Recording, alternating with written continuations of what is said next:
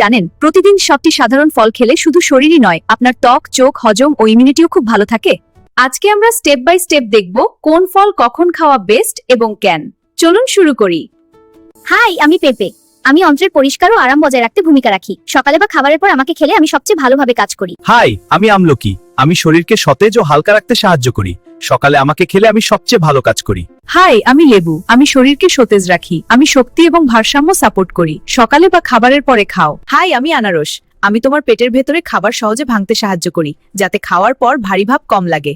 আমি তোমার হজম শক্ত রাখি ফাইবার দিয়ে। আমার অ্যান্টিঅক্সিডেন্ট হৃদয় ভালো রাখে, প্রদাহ কমায়। আমাকে নিয়মিত খাও। আমি ছোট কিন্তু শক্তিশালী। আমি দ্রুত এনার্জি দিই এবং হজমে সাহায্য করি। বেশি খেলে ক্ষতি হতে পারে।